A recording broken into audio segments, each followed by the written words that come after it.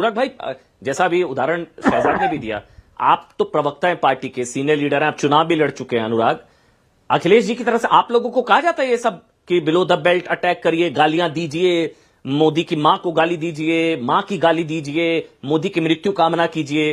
क्योंकि मुझे नहीं याद, आपके साथ मैं सालों से डिबेट कर रहा हूं, आपने कभी ये सब, तो आपकी पार्टी में तो ये कल्चर होता है प्रमोशन, जैसे उसने कहा पीएलआई की जगह एएलआई, अब्यूज लिंक्ड इंसेंटिव, आपकी पार्टी में तो नहीं होता ना ये सब? अनुराग, देखिए, मैं एक बात कहूंगा कि देश की राजनीति में भाषा की मर्यादा तो होनी चाहिए।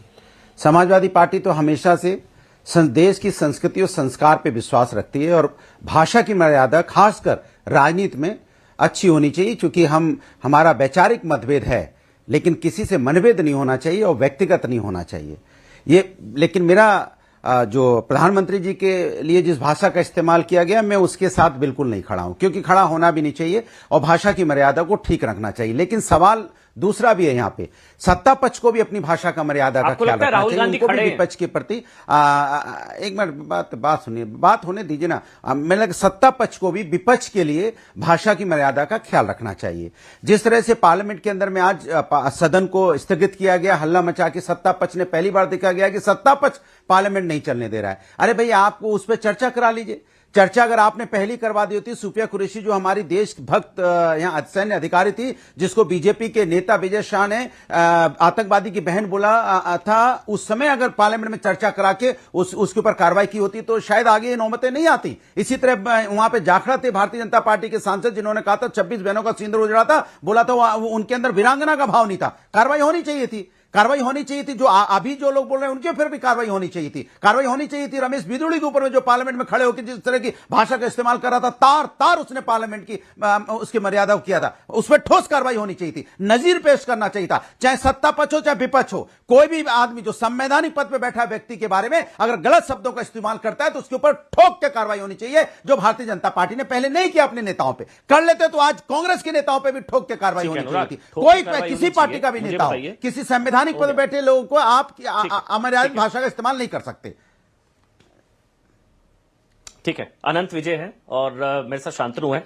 अनंत जी, ये आपको भी लगता है कि ये, क्योंकि एक बार होता तो बेनिफिट ऑफ डाउट, शांतनु आपसे मेरा सवाल है, एक बार होता तो बेनिफिट ऑफ डाउट हो जाता, दूसरी बार होता तो भी बेनिफिट ऑफ डाउट, जब सीरियल तरीके से मंच से मोदी की मृत्यु कामना, मोदी की मां को गाली, तो फिर आपको भी इसमें इस आरोप में मेरिट लगता है कि ये सब फर्स्ट फैमिली गांधी परिवार के इशारे पर ये सब कुछ होता है?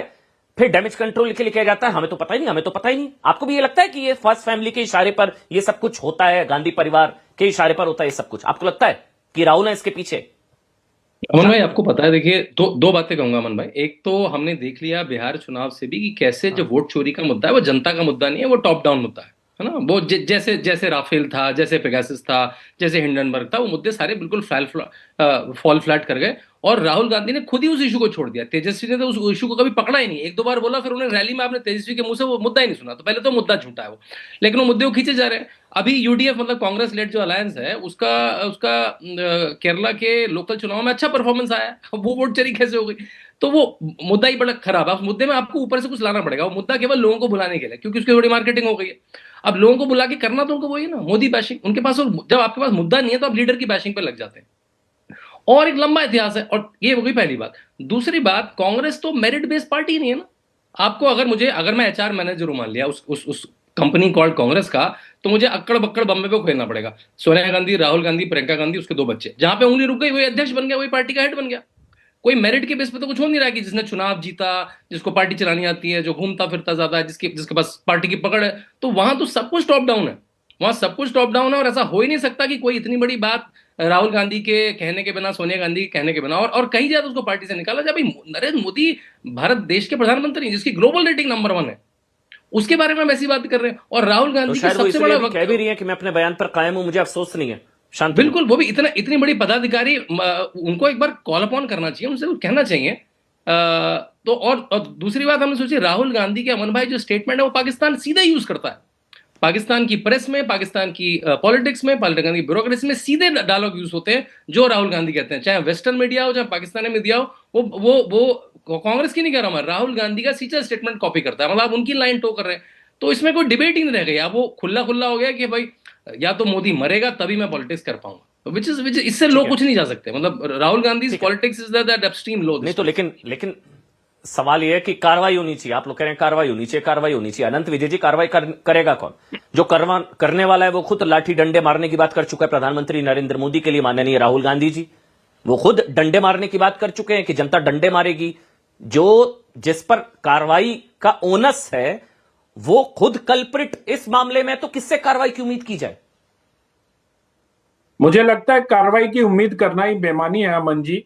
ये तो एक अब नियमित अंतराल पर दिए जाने वाले बयान हो गए हैं, और जब पार्टी के जो मुखिया हैं उन्होंने ही ऐसे अपशब्द प्रधानमंत्री के लिए कहे। अपशब्द की बात छोड़ दीजिए, मैं चलता हूं राजनीति में, उसके पीछे कांग्रेस के भी तो लोगों के तर्क होंगे, समाजवादी पार्टी के भी तर्क होंगे कि भाजपा की तरफ से भी बोले जाते हैं, लेकिन किसी की मृत्यु की कामना करना ये तो बहुत ही निहायत घटिया, बेवकूफाना और गैर राजनीतिक वक्तव्य है।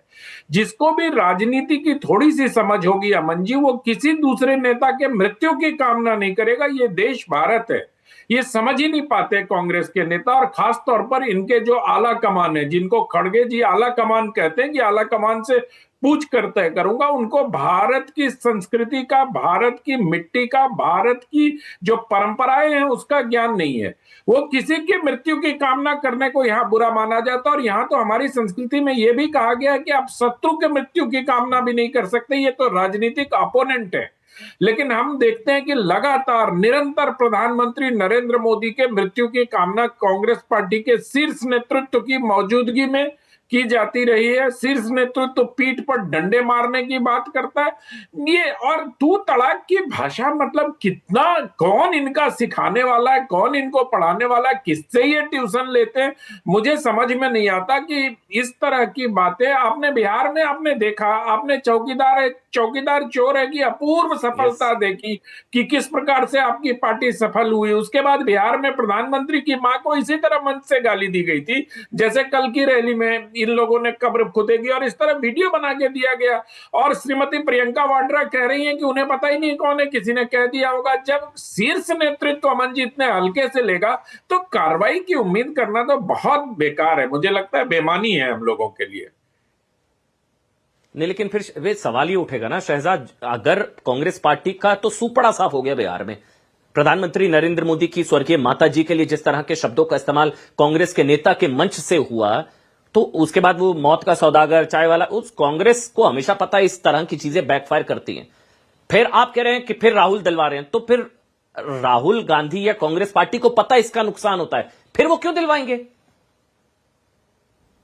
मैं आपको समझाता हूं, क्योंकि उनकी लड़ाई नरेंद्र मोदी जी से मात्र नहीं है, उनकी लड़ाई भारत की संवैधानिक व्यवस्था और भारत की सनातन संस्कृति के खिलाफ है। इसीलिए मोदी को गाली देना एक क्रम में है। इन्होंने तो भारत के भी स्टेट को बोला है कि भाई हम भारत के स्टेट के खिलाफ है।